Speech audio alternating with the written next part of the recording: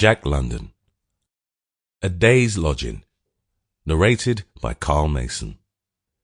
It was the gosh-dangdest stampede I ever seen. 1,000 dog teams hitting the ice. You couldn't see 'em for smoke. 2 white men and a Swede froze to death that night, and there was a dozen busted their lungs. But didn't I see with my own eyes the bottom of the water hole? It was yellow with gold, like a mustard-plaster. That's why I staked the Yukon for a mining claim. That's what made the stampede, and then there was nothing to it. That's what I said, nothing to it, and I ain't got over guessing yet. Narrative of Shorty. John Messner clung with mittened hand to the bucking G-pole and held the sled in the trail.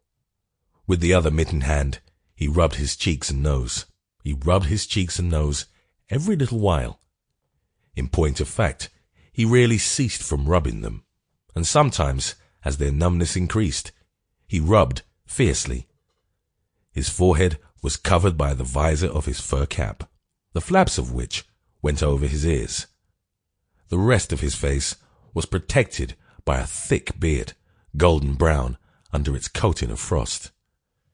Behind him churned a heavily loaded Yukon sled, and before him toiled a string of 5 dogs. The rope by which they dragged the sled rubbed against the side of Messner's leg. When the dogs swung on a bend in the trail, he stepped over the rope.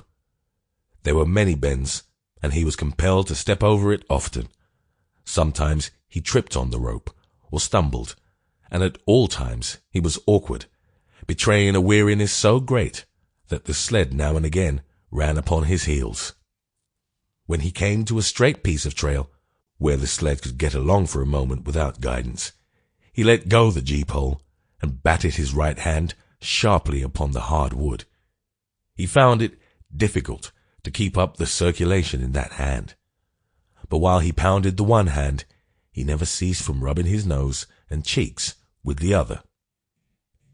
"It's too cold to travel anyway," he said. He spoke aloud, after the manner of men who are much by themselves. "Only a fool would travel at such a temperature. If it isn't 80 below, it's because it's 79. He pulled out his watch, and after some fumbling, got it back into the breast pocket of his thick woolen jacket.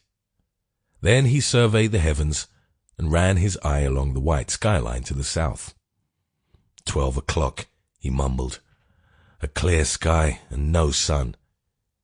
He plodded on silently for 10 minutes, and then, as though there had been Sample complete. Ready to continue?